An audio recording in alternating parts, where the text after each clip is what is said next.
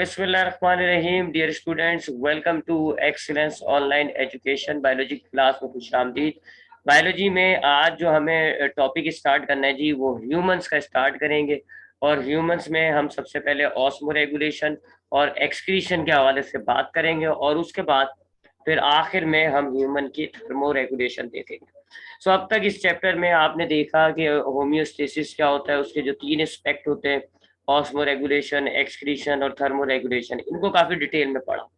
फिर हमने प्लांट्स को देखा, प्लांट्स के ये तीनों एस्पेक्ट पढ़े। एनिमल्स में आए तो हमने एनिमल्स के अंदर जो है वो ऑस्मो रेगुलेशन पढ़ा। यानी कि एक्वेटिक एनिमल्स जो होते हैं उनका भी हमने मराइन वाटर वाले, फ्रेश वाटर वाले, टेरेस्ट्रियल, सबका ऑस्मो रेगुलेशन पढ़ा सिवाय ह्यूमन के। और फिर उसके बाद हमने सबका एक्सक्रीशन पढ़ा। थर्मो रेगुलेशन हमें नहीं पढ़ना, बाकी एनिमल्स का हम थर्मो रेगुलेशन सिर्फ एनिमल्स, ह्यूमंस का पढ़ेंगे। सो बाकी तमाम एनिमल्स का भी हम ऑस्मो रेगुलेशन पढ़ चुके हैं और एक्सक्रीशन भी पढ़ चुके हैं। अब हम बात करेंगे सेपरेटली ह्यूमन की। अब हम ह्यूमन की बात करेंगे और देखेंगे ह्यूमन के अंदर किस तरीके से ये ऑस्मो रेगुलेशन और एक्सक्रीशन होती है। ठीक है। सो ऑस्मो रेगुलेशन और एक्सक्रीशन जो है वो ह्यूमंस की वो काफी हद तक जुड़ी हुई होती है, क्योंकि ह्यूमन, आपको मैंने बताया था एक्सक्रीशन क्या होता है जी, वेस्ट प्रोडक्ट को निकालना। सो जब ह्यूमन की बॉडी एक्सक्रीटरी प्रोडक्ट्स को बाहर निकालती है तो साथ साथ उन कंपाउंड्स को भी निकाल देती है जो इनकी बॉडी में ज्यादा हो रहे होते हैं। सो यूं ऑस्मो रेगुलेशन भी हो जाता है।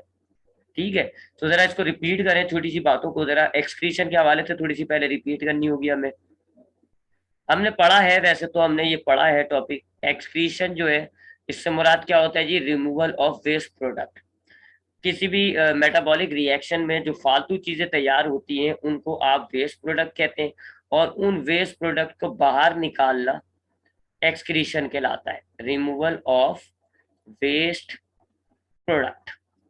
सो आपकी बॉडी में बहुत सारे मेटाबॉलिक रिएक्शंस होते हैं, और इन मेटाबॉलिक रिएक्शंस के नतीजे में बहुत सारे फालतू कंपाउंड्स बनते हैं। उन कंपाउंड्स को हम कहेंगे वेस्ट प्रोडक्ट, और उन वेस्ट प्रोडक्ट को बाहर निकालना कहलाएगा एक्सक्रीशन। कौन कौन से वेस्ट प्रोडक्ट तैयार होते हैं जी? एक तो आपकी बॉडी में रिस्पायरेशन होता है। आप जानते हैं जी, आपकी बॉडी में एक रिस्पायरेशन होता है, पढ़ा है कि जी कार्बोहाइड्रेट की जो सिंपलेस्ट फॉर्म होती है जिसको हम कहते हैं ग्लूकोज C6H12O6, ये ऑक्सीजन की मदद से ब्रेक होगी और आपको एनर्जी मिलती है। ये तो इस रिएक्शन का, रिस्पायरेशन का मकसद था। लेकिन साथ साथ दो कंपाउंड्स तैयार हो जाते हैं, एक कार्बन डाइऑक्साइड और दूसरा वाटर। ये दोनों एक्सक्रीटरी प्रोडक्ट हैं। ये दोनों एक्सक्रीटरी प्रोडक्ट होंगे। इन दोनों को आपकी बॉडी जो है वो वेस्ट प्रोडक्ट मानते हुए इनको रिलीज करेगी।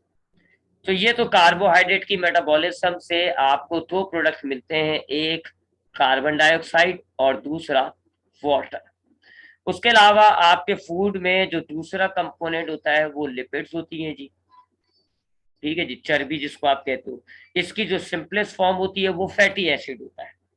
अब फैटी एसिड जो है वो सिंपलेस्ट फॉर्म होता है आपकी बॉडी में। लिपिड जो है वो अक्सर स्टोर हो जाता है। फैटी एसिड्स वापस कंबाइन होकर लिपिड्स बनती हैं, कोलेस्ट्रॉल्स बनती हैं, और आपकी बॉडी में जगह जगह ये स्टोर हो जाती है। लेकिन अगर आपकी बॉडी को लिपिड का मेटाबॉलिज्म करना हो, आपकी बॉडी में एनर्जी की कमी है और अब आपकी बॉडी ने लिपिड को ब्रेक करना, लिपिड का मेटाबॉलिज्म करना है, तो लिपिड का मेटाबॉलिज्म कैसे होता है जी? लीवर से होता है। कहाँ पर होगा ये? साइड क्या होगी इसकी? लीवर। ठीक है जी, लीवर के अंदर होता है। लीवर क्या करेगा, आपकी बॉडी में जो लिपिड्स, लीवर में जो लिपिड्स स्टोर होगी या आपकी बॉडी की जो लिपिड्स होगी उनको ब्लड की मदद से मंगवाएगा, और फिर लिपिड को ब्रोक कर देगा, तोड़ के दो चीजें बनाएगा, एक कार्बोहाइड्रेट, कार्बोहाइड्रेट्स बनाएगा, और दूसरा वाटर, पानी बनाएगा। अब ये जो कार्बोहाइड्रेट है, ये कार्बोहाइड्रेट ये आपकी बिल्कुल पहले कार्बोहाइड्रेट की मेटाबॉलिज्म के तरीके से टूटेगी। अब ये कार्बोहाइड्रेट जो है वो कार्बोहाइड्रेट मेटाबॉलिज्म में चला जाएगा, यानी रिस्पायरेशन के जरिए ये कार्बोहाइड्रेट ब्रेक होगा और आपको एनर्जी, कार्बन डाइऑक्साइड और वाटर मिलेंगे। अगेन कार्बन डाइऑक्साइड और वाटर जो है वो वेस्ट प्रोडक्ट है। सो लिपिड की मेटाबॉलिज्म से ये वेस्ट प्रोडक्ट मिलता है आपको, वाटर। ठीक है जी, तो वाटर मजीद जमा हो गया आपके पास, ये वेस्ट प्रोडक्ट है, इसको भी बाहर निकालना है। फिर हमारे फूड में तीसरा जो अहम तरीन कंपाउंड होता है वो प्रोटीन होता है, जो हमारी बॉडी में अमाइनो एसिड की सूरत में खून के अंदर डिसॉल्व हो जाता है। अब ये अमाइनो एसिड हमारी बॉडी में स्टोर नहीं हो सकते, ये अमाइनो एसिड आपकी बॉडी में मुख्तलिफ सेल्स तक जाएंगे और अमाइनो एसिड वहां पर किसी प्रोटीन की शक्ल में वहां पे इस्तेमाल हो जाएंगे। जैसे आपके मसल्स के सेल में जाएंगे, अमाइनो एसिड कंबाइन होंगे, एक्टिन और मायोसिन नाम का प्रोटीन बन जाएगा। आपके सेल्स में जाएंगे, प्रोटीन्स बनेंगे और सेल मेम्ब्रेन वगैरह में यूज हो जाएंगे। सो बहुत हद तक तो आपका अमाइनो एसिड आपकी बॉडी को बिल्ड करने में लग जाएगा, सेल्स को बिल्ड करने में लग जाएगा, मसल्स को बिल्ड करने में लग जाएगा, एंटीबॉडीज को बिल्ड करने में लग जाएगा, एंजाइम्स को बिल्ड करने में लग जाएगा, हार्मोन्स को बिल्ड करने में लग जाएगा। लेकिन अगर कोई अमाइनो एसिड बच जाता है, अगर आपकी बॉडी में तमाम जगहों पे वो यूटिलाइज हो गया और अमाइनो एसिड बच गया, तो अमाइनो एसिड आपकी बॉडी में स्टोर नहीं हो सकता, प्योर फॉर्म में स्टोर नहीं हो सकता या किसी प्रोटीन की फॉर्म में स्टोर नहीं हो सकता। तो अब इस अमाइनो एसिड का क्या होता है जी, अमाइनो एसिड आपके लीवर में जाता है, लीवर में जाता है और लीवर इस अमाइनो एसिड को ब्रेक कर देगा। जब लीवर इस अमाइनो एसिड को ब्रेक करेगा तो दो चीजें बनेगी, एक कार्बोहाइड्रेट और दूसरी चीज अमोनिया, NH3। ये दो चीजें बनती है, ये आपको मैं प्रोसीजर बता चुका हूँ, ये डीअमाइनेशन कहलाता है। अमाइनो एसिड में एक अमाइनो ग्रुप होता है, उसको निकाल दिया जाएगा तो ये अमाइनो ग्रुप सेपरेट हो गया और जो बचे हुआ कार्बन नाइट्रोजन ऑक्सीजन है, उनको रीअरेंज करके कार्बोहाइड्रेट बना दिया जाएगा। सो अब ये कार्बोहाइड्रेट जो बन गई, ये वही रिस्पायरेशन कार्बोहाइड्रेट मेटाबॉलिज्म के जरिए इस पहले वाले प्रोसेस के जरिए टूटेगी। ठीक है जी, कार्बोहाइड्रेट तो कार्बोहाइड्रेट मेटाबॉलिज्म में चली जाएगी। अब ये जो अमोनिया तैयार हुआ है, ये इंतहाई टॉक्सिक कंपाउंड होता है, इसकी टॉक्सिसिटी बहुत होती है। क्यों? क्योंकि ये वाटर में हाईली सॉल्युबल होता है, ये पानी के अंदर बहुत हद तक डिसॉल्व हो जाएगा, काफी पानी के अंदर ये डिसॉल्व हो जाता है। सो अगर ये आपके सेल के अंदर चला जाएगा तो आपके साइटोप्लाज्म में जो पानी होगा, ये उस पानी को अपने अंदर डिसॉल्व कर देगा और आपके साइटोप्लाज्म में पानी खत्म हो जाएगा, जिससे सेल जो है वो मर जाएगा। सो इंतहाई टॉक्सिक कंपाउंड है, फौरन ही लीवर इसको स्केप नहीं होने देगा। फौरन क्या करेगा जी, लीवर इस NH2 को कार्बन डाइऑक्साइड के साथ रिएक्ट कराएगा और तैयार होगा जी यूरिया। यूरिया नाम का एक कंपाउंड तैयार होगा जिसका फॉर्मूला होता है NH2CO2 ये होता है।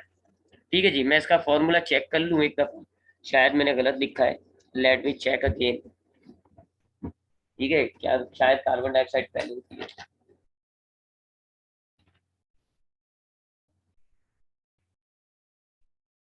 हाँ, इसका फॉर्मूला मैंने गलत लिख दिया जी, इसका फॉर्मूला कुछ ऐसा है, COCNH2।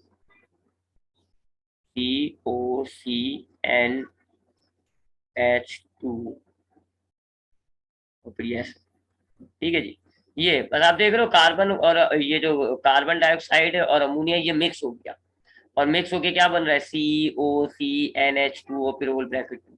ये जो कंपाउंड तैयार हुआ है इसको आप कहते हो यूरिया। ये लेस टॉक्सिक होता है। लेस टॉक्सिक क्यों है? क्योंकि इसमें पानी जो है वो ये पानी के अंदर ज्यादा सॉल्व नहीं हो सकता, ये मॉडरेटली सॉल्युबल होता है पानी के अंदर, तो ये ज्यादा पानी को अपने अंदर जज़ब नहीं करेगा। अमोनिया की निस्बत ये बहुत हद तक जो है वो लेस टॉक्सिक होता है। सो अब हम आपके लीवर ने क्या किया, जो अमोनिया तैयार हुआ था उसको कार्बन डाइऑक्साइड के साथ रिएक्ट करा के यूरिया बना दिया। हम सिर्फ रिमेंबर ह्यूमंस की बात कर रहे हैं, आपको मैंने आर्थ्रोपोड, रेप्टाइल्स और बर्ड्स में बताया था कि आर्थ्रोपोड, रेप्टाइल्स और बर्ड्स जो है उनका लीवर क्या करता है जी, अमोनिया को यूरिक एसिड में कन्वर्ट करता है, यूरिया में नहीं, यूरिक एसिड में कन्वर्ट करता है। और यूरिक एसिड सॉलिड होता है, वो वाटर के अंदर इनसॉल्युबल होता है और वो बिल्कुल भी पानी अपने अंदर एब्जॉर्ब नहीं करता। इस तरीके से उनकी बॉडी में पानी जो है वो कंजर्व होता है, पानी बचता है। बहरहाल ये उनका मामला था, हमारा नहीं। हमारी बॉडी के अंदर क्या हुआ जी, अब ये यूरिया जो है it is a waste product. अब ये वेस्ट प्रोडक्ट है तो एक वेस्ट प्रोडक्ट कौन आ गया जी, और आपके पास यूरिया। ठीक है जी, सो ये तीन फूड के अहम तरीन प्रोडक्ट होते हैं, कार्बोहाइड्रेट, प्रोटीन और लिपिड्स। तीनों की मेटाबॉलिज्म से हम क्या देख रहे हैं जी, एक तो तैयार हो रहा है ये कार्बन डाइऑक्साइड, एक तैयार होते हैं जी वाटर मॉलिक्यूल्स और एक बनता है जी हमारे पास यूरिया। इनमें से आपको याद होगा यूरिया को हमने कहा था नाइट्रोजन वेस्ट, क्योंकि इसके अंदर नाइट्रोजन शामिल होती है तो इसको हम कहते हैं नाइट्रोजिनस वेस्ट। या फिर नाइट्रोजन वेस्ट। ये तीन तो मेजर वेस्ट प्रोडक्ट हो गए आपकी बॉडी में, तीन तो ये मेजर प्रोडक्ट हो गए, इनको तो बाहर निकलना ही निकलना है। बाकी उसके अलावा मजीद कुछ एक्स्ट्रा चीजें होती हैं, जैसे आपकी बॉडी के अंदर जो है वो रेड ब्लड सेल्स टूटते हैं, ठीक है। अब वो बहुत सारे हैं जी, मैं उसमें से एक दिखा देता हूँ आपको। आपके आपके आपके जो लीवर होता है और स्प्लीन जो होता है, ये काम दो जगहों पे होगा, एक लीवर और एक स्प्लीन। ये क्या करते हैं जी, जो रेड ब्लड सेल्स हमारे मर जाते हैं, हीमोग्लोबिन उनके अंदर मौजूद होती है, तो उस हीमोग्लोबिन को, एचबी मतलब हीमोग्लोबिन को, उसको ये निकालेंगे और उसमें से हीम को यानी आयरन को अलग कर देंगे और प्रोटीन पार्ट को अलग कर देंगे, ठीक है जी। प्रोटीन पार्ट को अलहदा कर देंगे और आयरन को निकाल के अलहदा कर देंगे। अब ये जो आयरन है ये बॉडी में, ये ब्लड में डिसॉल्व हो जाता है, इस्तेमाल हो जाएगा। जबकि ये जो प्रोटीन होता है, लीवर क्या करेगा, इस प्रोटीन को एक दूसरी सूरत में कन्वर्ट कर देगा, जिसको हम कहते हैं बिलीरुबिन। बिलीरुबिन, और ये बिलीरुबिन जो है, ये हमारे पास जो है वो बाइल पिगमेंट कहलाता है और बाइल जूस के अंदर शामिल हो जाता है। आपको याद होगा डाइजेस्टिव सिस्टम में हमने पढ़ा था कि हमारा लीवर जो है वो एक जूस बनाता है, जिसको हम कहते हैं बाइल जूस।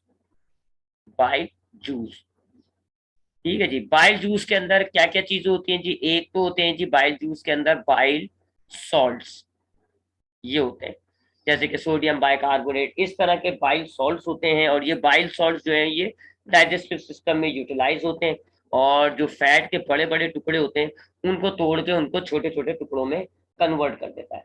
उसके अलावा ये बिलीरुबिन होती है जी, बिलीरुबिन, यानी कि लीवर ने जो रेड ब्लड सेल तोड़ के उसमें से आयरन को अलहदा करके जो प्रोटीन हासिल किया था, उस प्रोटीन को ये बिलीरुबिन में कन्वर्ट कर देता है। सो ये बिलीरुबिन होती है जी दूसरी चीज। उसके अलावा बहुत सारे, जैसे कि कुछ ज्यादा नमक आपकी बॉडी में ज्यादा हो जाता है, तो नमक भी वो इसमें शामिल कर देगा। उसके अलावा कोलेस्ट्रॉल अगर कभी कभार ज्यादा हो जाती है आपके खून के अंदर, कोलेस्ट्रॉल में स्पेलिंग गलत,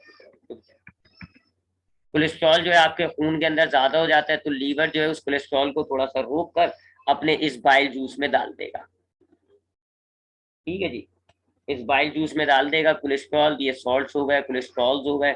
उसके अलावा बहुत सी चीजें, फॉस्फोरस अगर आपके खून के अंदर ज्यादा होता है, तो आपका जो लीवर है वो फॉस्फोरस को इस बाइल जूस में ऐड कर देगा।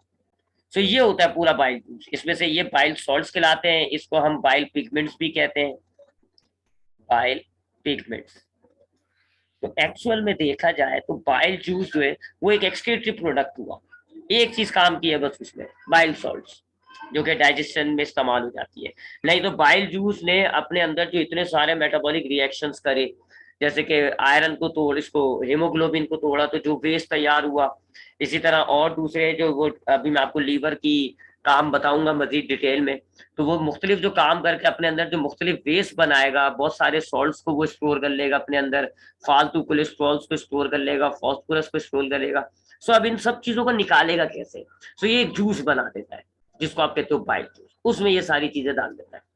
सो बाइल जूस में बॉइल सॉल्ट्स होगा जो कि यूजफुल है, वो वेस्ट प्रोडक्ट नहीं है, बस वो उसने डाइजेशन में काम निपटाया, उसके बाद फिर वो वेस्ट माना जाएगा, बाहर निकलेगा। बाकी बाइल पिगमेंट्स जो होते हैं, बिलीरुबिन, बिलीवर्डिन नाम का भी एक होता है, सॉल्ट्स होते हैं, कोलेस्ट्रॉल होते हैं, फॉस्फोरस होते हैं, ये सब वेस्ट प्रोडक्ट है, ये सब भी आपके खून में शामिल हो जाएंगे। तो ये यहाँ पे भी आ जाएंगे। तो और क्या क्या वेस्ट प्रोडक्ट हो गया जी, बाइल जूस कर लेता हूँ मैं इसको। बाइल जूस जो है वो आपका वेस्ट प्रोडक्ट हो गया, ठीक है जी। बाइल जूस जिसके अंदर कोलेस्ट्रॉल, सॉल्ट वगैरह ये सब जा रहे हैं।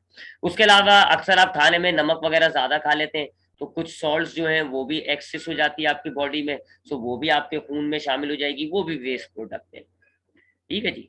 तो ये भी वेस्ट प्रोडक्ट हो जाता है। ऐसे मुख्तलिफ वेस्ट प्रोडक्ट्स तैयार होते हैं। अगर आपने जो है वो सॉल्ट ज्यादा खा लिए, सॉल्ट्स आपके वेस्ट प्रोडक्ट हो गए। अगर आपके बॉडी के अंदर, आपके खून के अंदर ग्लूकोज बहुत ज्यादा है, तो ग्लूकोज भी वेस्ट प्रोडक्ट माना जाएगा, वो भी थोड़ा सा निकलेगा। अगर आपकी बॉडी में आपके ब्लड में कीटोन बॉडीज पाई जाती हैं, तो वो भी वेस्ट प्रोडक्ट माना जाएगा, वो भी रिमूव होगा। तो काफी वेस्ट प्रोडक्ट जमा हो रहा है। याद रखिएगा इसमें कार्बन डाइऑक्साइड को छोड़ के बाकी ये सारी चीजें ब्लड में डिजोल्व हो जाती है, खून में डिजोल्व हो जाती है, ये सब जो है ना खून में फेंक देते हैं। तो आपके कार्बोहाइड्रेट की मेटाबॉलिज्म हुई, कार्बन डाइऑक्साइड वेस्ट है, वाटर वेस्ट है, वाटर खून में शामिल हो गया। लिपिड की मेटाबॉलिज्म हुई तो वाटर वेस्ट है वो ब्लड में शामिल हो गया।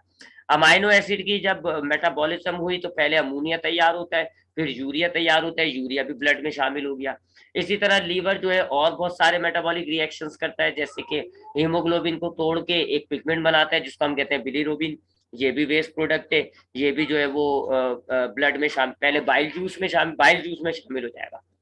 तो लीवर अपना जितना भी मेटाबॉलिक वेस्ट होगा ये एक जूस के अंदर शामिल कर देता है जिसको आप कहते हो बाइल जूस। उसमें बाइल सॉल्ट्स होते हैं, पिगमेंट्स होते हैं, बहुत सारे सॉल्ट्स वगैरह होते हैं। ये वेस्ट है, लीवर ने इसको बाहर निकाल दिया। डाइजेस्टिव सिस्टम में आके बाइल सॉल्ट जो है वो फैट को तोड़ के छोटे छोटे टुकड़ों में कन्वर्ट कर देगा, और उसके बाद फिर ये बाइल जूस आपके ब्लड में शामिल हो जाएगा। तो आपका बाइल जूस भी ब्लड में शामिल हो गया। इसके अलावा आपके खून में अगर ज्यादा सॉल्ट है तो वो भी वेस्ट मानी जाएगी, ज्यादा ग्लूकोज है तो वो भी वेस्ट मानी जाएगी, ज्यादा कीटोन बॉडीज है तो वो भी वेस्ट माने जाएंगे। So they are the waste products of the body. ये इंसानी जिस्म के कुछ वेस्ट प्रोडक्ट हैं जिनमें से हम क्या देख रहे हैं हम क्या देख रहे हैं कि कार्बन डाइऑक्साइड को छोड़ के बाकी तमाम जो वेस्ट है, ये बाकी तमाम वेस्ट ये सारा ब्लड में डिजोल्व हो जाता है, और इन सब को हम कंबाइनली कहते हैं यूरिन। यूरिन कहा जाता है इन सबको। यूरिन की कंपोजिशन क्या होगा, यूरिन के अंदर जो है आपको पानी भी मिल रहा है, यूरिन के अंदर जो है आपको यूरिया भी मिल रहा है, प्रोटीन्स भी मिलते हैं, ग्लूकोज भी मिलता है, और सॉल्ट्स भी मिल रहे हैं आपको, कीटोन बॉडीज भी मिल रही है, काफी काफी चीजों की कंपोजिशन है। तो ये जो बाकी तमाम वेस्ट है कार्बन डाइऑक्साइड को छोड़ के, बाकी तमाम वेस्ट है, इसको आप कहते हैं कि ये यूरिन है, और ये यूरिन जो है वो ब्लड में डिजोल्व हो गया। सो अब कहाँ समराइज हुई जी मामला, अब समराइज ये हो गया कि मुख्तलिफ मेटाबॉलिक रिएक्शंस के नतीजे में एक वेस्ट प्रोडक्ट तैयार हुआ कार्बन डाइऑक्साइड, एक वेस्ट प्रोडक्ट तैयार हुआ यूरिन। यूरिन बहुत सारी चीजों का मिक्सचर है, इसमें अमोनिया भी, इसमें जो है वो सॉरी यूरिया भी है, इसके अंदर जो है वाटर भी है, ग्लूकोज भी है, कीटोन बॉडीज भी हैं, एक्सिस सॉल्ट भी है, एक्सिस ग्लूकोज भी है, बाइल जूस भी है, बिलीरुबिन वगैरह सब है। ये एक वेस्ट है, ये ब्लड में शामिल है। ये किसके अंदर शामिल है, ब्लड के अंदर। सो अब यहां से दो मामले होंगे, एक तो आपने इस वेस्ट को रिलीज करना है जी, इस वेस्ट को, कार्बन डाइऑक्साइड को, ये एक पहला मामला है। दूसरा आपने ब्लड में से यूरिन को सेपरेट करना है। क्या करना है, सबसे पहले फिल्टर करना है, ब्लड में से यूरिन को अलहदा करना है। जब ये फिल्टर होगा तो फिर आपने इसको एक्सक्रीट करना है। इन दोनों चीजों के लिए अलग अलग मामले हैं। इसके लिए आपके पास जो है वो रिस्पायरेटरी सिस्टम होता है, रिस्पायरेटरी सिस्टम होता है, जबकि इसके लिए आपके पास एक्सक्रीटरी सिस्टम होता है, एक्सक्रीटरी सिस्टम होता है, जिसका एक्सक्रीटरी सिस्टम का काम क्या हो गया, आपके ब्लड में जो यूरिन शामिल हुआ है, आपके ब्लड में से यूरिन को अलग करना, और फिर इस यूरिन को बॉडी से बाहर डिस्चार्ज करना। ये इस काम के लिए आपके पास एक सिस्टम मौजूद होगा, उसको आप कहोगे एक्सक्रीटरी सिस्टम। सो अगर यहाँ तक कोई सवाल है तो आपका माइक खुला हुआ है, आप माइक खोल के पूछ सकते हो। मैंने खोल दिया माइक, ठीक है जी। ये हमने अब तक बात करी है कि एक्सक्रीटरी प्रोडक्ट्स हमारे पास कौन कौन से, कार्बोहाइड्रेट हो गया, और बहुत सारे अदर एक्सक्रीटरी प्रोडक्ट्स हैं जिनको कहाँ कहाँ से आए ये भी मैंने आपको बताया, और उन सबको हम कंबाइनली क्या कहते हैं, यूरिन कहते हैं, और यूरिन हमारे ब्लड में डिसॉल्व हुआ है। अब हमारे पास सबसे पहले हम कार्बन डाइऑक्साइड को देखते हैं, कार्बन डाइऑक्साइड रिस्पायरेटरी सिस्टम से कैसे निकालेगा, और फिर हम देखते हैं कि यूरिन जो है ब्लड में से किस तरह फिल्टर होके बाहर निकलती है। बहरहाल कार्बन डाइऑक्साइड का मामला हमने फर्स्ट ईयर में पढ़ा हुआ है, यहाँ मैं उसको थोड़ा सा रिपीट कर देता हूँ। कार्बन डाइऑक्साइड जो है सबसे पहले आपके ब्लड में शामिल होगी। कैसे जी, आपके ब्लड में तीन कंपोनेंट्स होते हैं जी, प्लाज्मा होता है, रेड ब्लड सेल्स होते हैं, व्हाइट ब्लड सेल्स होते हैं, ठीक है जी, प्लाज्मा होता है और व्हाइट ब्लड सेल्स होते हैं।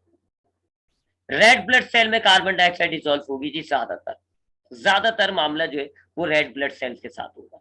होता क्या है जी, आपके रेड ब्लड सेल के अंदर, ये आपका रेड ब्लड सेल है, और इसके अंदर ये वो हीमोग्लोबिन पाया जाता है, हीमोग्लोबिन, ये हो गया आपका रेड ब्लड सेल।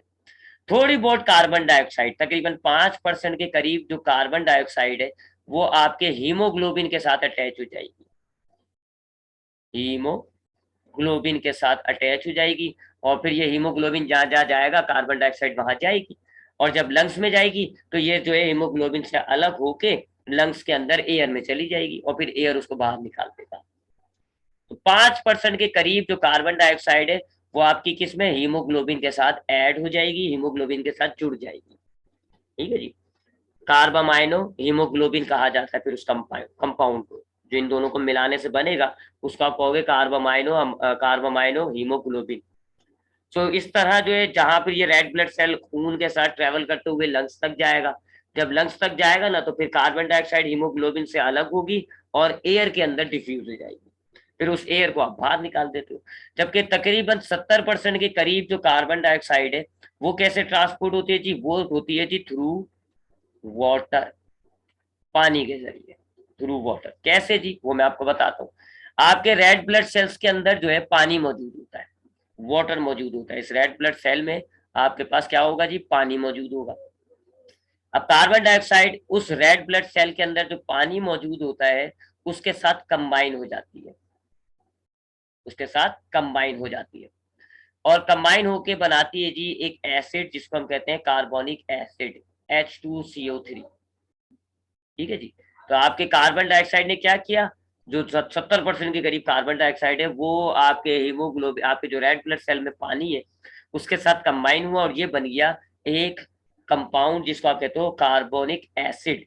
अब ये कार्बोनिक एसिड ब्रेक होगा, ये कार्बोनिक एसिड ब्रेक होगा, एक बनेगा आपके पास H पॉजिटिव और एक बनेगा HCO3 नेगेटिव, ये दो कंपाउंड बनेंगे। सो अब ये आपके पास रेड ब्लड सेल है, इसमें दो चीज है, एक H पॉजिटिव है और एक क्या है HCO3 नेगेटिव। अब ये जो HCO3 नेगेटिव है ये रेड ब्लड सेल से निकलेगा और प्लाज्मा में ऐड हो जाएगा, प्लाज्मा में शामिल हो जाएगा। ठीक है जी, तो ये अब ये जो रेड ब्लड, ये जो आपके पास है ये किस में चला गया, ये चला गया प्लाज्मा में। जबकि H पॉजिटिव आपके जो है वो रेड ब्लड सेल में ही रहता है, ये आपके आरबीसी में ही रहेगा। सो क्या हुआ, कार्बन डाइऑक्साइड जो है वो आपके रेड ब्लड सेल के अंदर गई, रेड ब्लड सेल्स के अंदर पानी के साथ कंबाइन होकर पहले इसने कार्बोनिक एसिड बनाया, फिर उस कार्बोनिक एसिड को दो हिस्सों में तोड़ दिया। HCO3 नेगेटिव प्लाज्मा में चला गया जबकि H positive red blood cell में रहा। यूं अब आपकी कार्बन डाइऑक्साइड एक अलग शक्ल के अंदर स्टोर हो गई। अब ये ब्लड आपका ट्रेवल करेगा और लंग्स तक जाएगा। जैसे लंग्स के अंदर जाएगा अब उल्टा रिएक्शन शुरू होना हो जाएगा।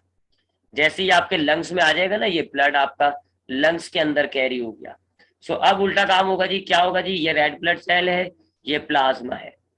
अब प्लाज्मा में क्या पड़ा हुआ था, HCO3 नेगेटिव, ये फौरन से चला जाएगा किसके अंदर, रेड ब्लड सेल के अंदर, और रेड ब्लड सेल के अंदर जो H पॉजिटिव था उससे कंबाइन हो जाएगा। सब रेड ब्लड सेल में H पॉजिटिव था, प्लाज्मा से HCO3 जो है वो वापस रेड ब्लड सेल में शिफ्ट हुआ। सो जैसे ही आपके लंग्स तक ये ब्लड जाएगा तो अब एक उल्टा कहानी शुरू हो जाती है। आपके लंग्स में जाते ही ये जो HCO3 था ये प्लाज्मा से निकल के वापस रेड ब्लड सेल में गया और H पॉजिटिव के साथ कंबाइन होकर वापस कार्बोनिक एसिड बना देगा H2CO3। अब ये जो H2CO3 था अब ये रेड ब्लड सेल के अंदर मजीद टूटेगा, पानी अलग हो जाएगा और कार्बन डाइऑक्साइड अलग हो जाएगी। रेड ब्लड सेल का पानी वापस आ गया और ये जो कार्बन डाइऑक्साइड है अब ये निकल के एयर के अंदर डिफ्यूज हो जाएगी, ब्लड में से निकलेगी और लंग्स के अंदर जो एयर है उसके अंदर शामिल हो जाएगी और फिर उस एयर को जब आप बाहर निकालेंगे तो ये कार्बन डाइऑक्साइड रिलीज हो जाएगी। सो ऐसे होता है जी आपके पास कार्बन डाइऑक्साइड का एक्सक्रीशन। ठीक है जी, इसका हमने एक्सक्रीशन पढ़ लिया। ठीक है जी, ये वाला एक्सक्रीशन हमने पढ़ लिया, देख लिया जी हमने कैसे होता है जी एक्सक्रीशन। अब हमने इसकी तरफ आनी है जी, यूरिन को ब्लड में से सेपरेट करना है और फिर उस यूरिन को डिस्चार्ज करना है। ठीक है, इसकी हम बात करेंगे, यूरिन को हमने सेपरेट भी करना होगा और ब्लड से इसको डिस्चार्ज भी करना होगा। लेकिन उसके बाद, उससे पहले, क्योंकि वो एक जरा लेंथी टॉपिक होता है, उससे पहले हम स्किन की बात करेंगे। किसकी बात करेंगे, स्किन की, क्योंकि स्किन भी आपकी बॉडी में थोड़ी बहुत ऑस्मो रेगुलेशन और एक्सक्रीशन करेगी, ऑस्मो रेगुलेशन भी करेगी आपकी खाल और एक्सक्रीशन भी करेगी। तो ये जरा छोटा सा टॉपिक है तो इसको हम पहले पढ़ लेते हैं क्योंकि वो जो किडनीज वगैरह है वो जरा बहुत बड़ा हो जाएगा। तो अब स्किन की बात करते हैं। हमने देखा लंग्स जो है वो एक एक्सक्रीटरी सिस्टम भी हो गया, क्योंकि उसने कार्बन डाइऑक्साइड को बाहर निकाला है। सिमिलरली ये जो आपकी स्किन है, जिसके कई काम आपने सुने, एक ये सेंस ऑर्गन है। आप इसके जरिए sense of touch, pressure, pain इसको महसूस करते हैं। तो ये आपका स्किन जो है वो सेंस ऑर्गन भी होता है। उसके अलावा स्किन जो है वो थर्मो रेगुलेशन भी करेगी। स्किन आपकी जो है वो थर्मो रेगुलेशन भी करेगी, यानी स्किन जो है एक बड़ा ही बढ़िया सा होम्योस्टेसिस ऑर्गन भी हो गया। तो स्किन आपका एक सेंस ऑर्गन तो है, एक सेंस ऑर्गन है। इसके अलावा स्किन आपका एक होम्योस्टैटिक ऑर्गन भी होता है। होम्योस्टैटिक ऑर्गन भी होता है। क्यों? क्योंकि ये होम्योस्टेसिस के तीनों एस्पेक्ट करता है। ये होम्योस्टेसिस का जो ऑस्मो रेगुलेशन होता है वो भी करता है, ये एक्सक्रीशन भी करता है, ये थर्मो रेगुलेशन भी करता है। ज्यादा नहीं करता वो एक और बात, लेकिन करता बहरहाल है। तो चूंकि स्किन के जरिए हम अपनी ऑस्मो रेगुलेशन भी कर रहे हैं, थोड़ी बहुत एक्सक्रीशन भी करते हैं, थर्मो रेगुलेशन भी होती है, लिहाजा ये एक होम्योस्टेटिक ऑर्गन भी हो गया। उसके अलावा ये एक प्रोटेक्टिव ऑर्गन भी होता है, आपकी इंटरनल बॉडी को प्रोटेक्ट कर रहा है। तो ये एक प्रोटेक्टिव ऑर्गन भी होता है। यह आपकी बॉडी का लार्जेस्ट ऑर्गन है। आपकी बॉडी का सबसे बड़ा ऑर्गन होता है जी। आपकी खाल जो है वो पूरी जिस्म में सबसे बड़ी होती है। खाल की बात करें तो हमारी स्किन की 3 लेयर्स होती है। अगर मैं अपनी स्किन को ड्रॉ करूं, ये हमारी स्किन है जी। तो ये इसकी एक आउटर लेयर हो गई, जिसको मैंने ब्लैक कलर से बना दिया। फिर ये एक इसकी मिडल लेयर हो गई, जिसको हमने रेड कलर से बना दिया। और एक इसकी हो गई जी तीसरी लेयर, अंदर वाली लेयर, जिसको हम ब्लू कलर से बना रहे हैं। तो ऐसे इसकी 3 लेयर्स होती है। स्किन की 3 लेयर्स होंगी। ये पहली वाली जो आउटर लेयर होगी, इसको आप कहते हो एपिडर्मस। एपी मतलब ऊपर और डर्मस मतलब स्किन। बीच वाली जो लेयर होती है इसको हम कहते हैं खाली डर्मस। जबकि आखिरी वाली जो इनर मोस्ट लेयर होती है उसको हम कहते हैं हाइपोडर्मस। तो आपकी स्किन की 3 लेयर हो गई, एपिडर्मस, डर्मस और हाइपोडर्मस। आपकी एपिडर्मस जो है वो एपिथेलियल सेल से बनी हुई होती है। किससे बनी हुई होती है जी? एपिथेलियल टिश्यू से। एपिथेलियल टिश्यू से बनी हुई होती है। ये आपने पढ़ा होता है जी कि ऐसे टिश्यूज होते हैं जो बहुत ही क्लोजली पैक होते हैं, इनके दरमियान गैप नहीं होता। उन टिश्यूज को आप कहते हो एपिथेलियल टिश्यूज। तो आपकी जो ये जो है क्या नाम है, एपिडर्मस, ये एपिथेलियल टिश्यू से बनी हुई है। ठीक है। तो अगर हम जरा बात करें तो ये जो हमारी एपिडर्मस होती है, ये ऐसे जो है एपिथेलियल टिश्यू होते हैं। मैं जरा बना देता हूँ, ये जी एपिथेलियल टिश्यू। ठीक है, ऐसे क्लोजली पैक्ड टिश्यूज होते हैं ये।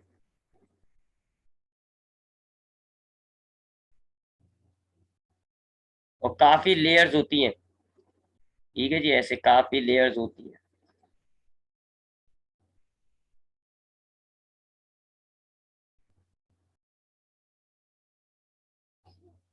ठीक है जी, ये इनके हमने न्यूक्लियस बना दिए, ये न्यूक्लियस, ये न्यूक्लियस।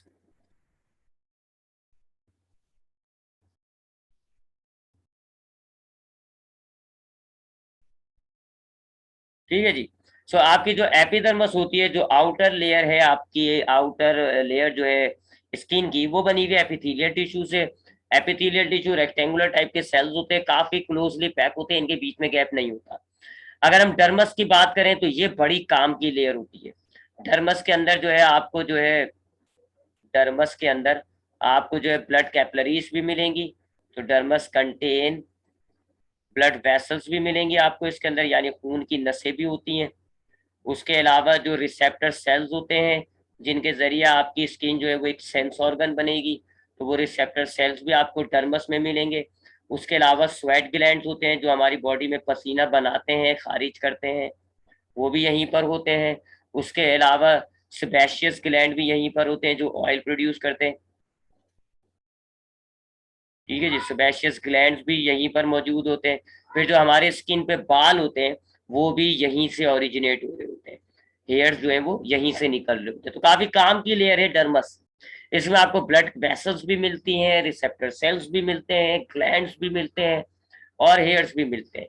जबकि तीसरी लेयर की अगर हम बात करें, हाइपोडर्मस की, तो ये कुछ भी नहीं है जी, बस ये एडिपोज टिश्यू से बनी हुई है। ठीक है जी।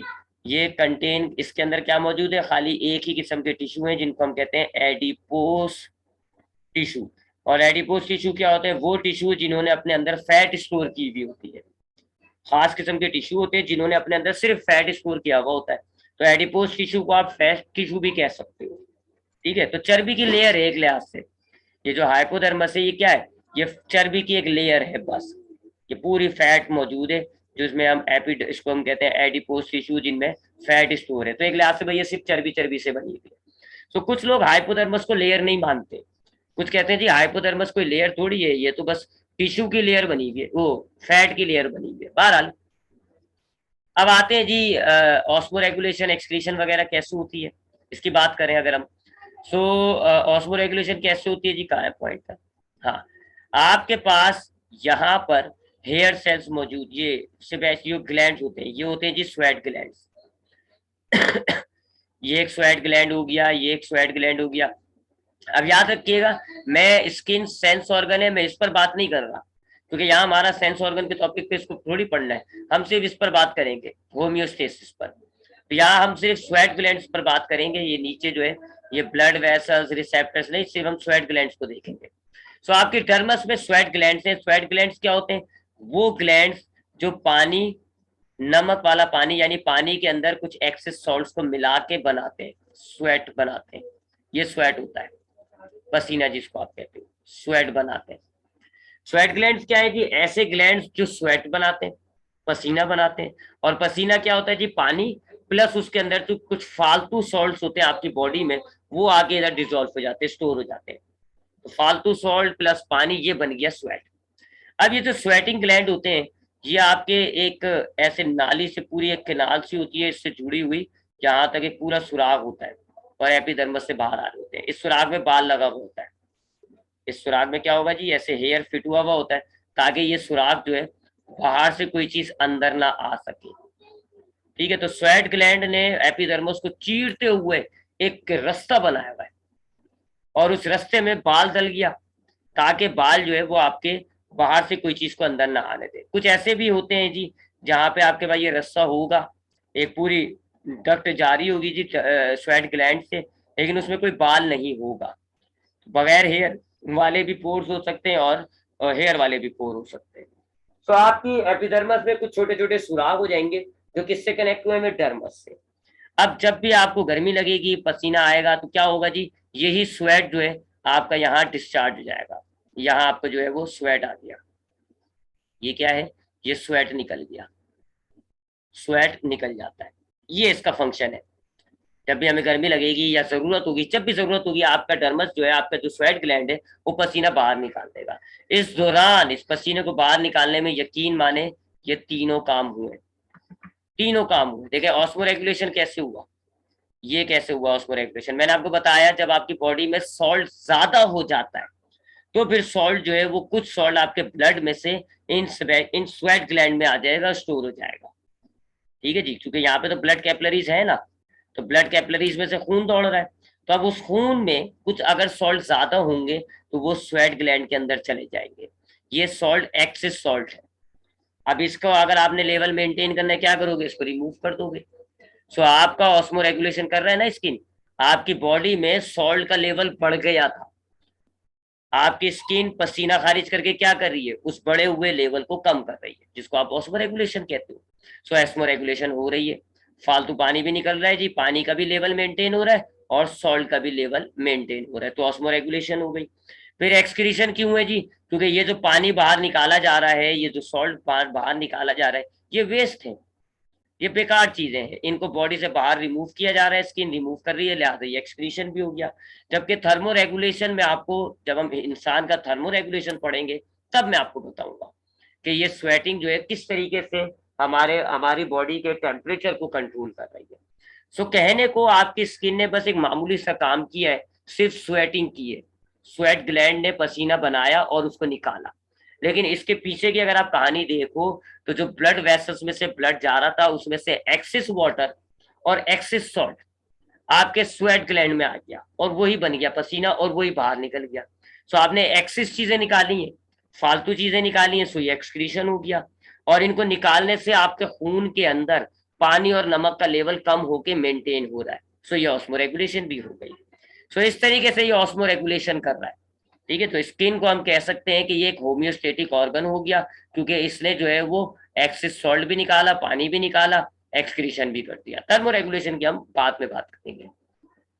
तो ये हमने क्या देख लिया जी, हमने एक तो कार्बन डाइऑक्साइड की एक्सक्रीशन देख ली, और हमने जो इस यूरिन का एक कंपोनेंट था पानी और एक कंपोनेंट था सॉल्ट, थोड़ा सा उसको भी रिमूव कर दिया जी, किससे, स्किन के जरिए। लेकिन ये जो ज्यादातर मेजोरिटी है इस यूरिन की, ये निकलेगा एक्सक्रीटरी सिस्टम के जरिए। इसको इंशाल्लाह अब हम नेक्स्ट क्लास में पढ़ेंगे। एक्सक्रीटरी सिस्टम जो है अब हम देखेंगे, और वो आपका यूरिन 90 से 95% यूरिन निकाल देगा। तो उसको इंशाल्लाह जो है वो हम नेक्स्ट क्लास में देखेंगे। और उसके बाद फिर हम देखेंगे थर्मो रेगुलेशन। उसमें फिर मैं दोबारा आप पर स्क्रीन पर आऊंगा और बताऊंगा कि स्किन किस तरीके से थर्मो रेगुलेशन करती है।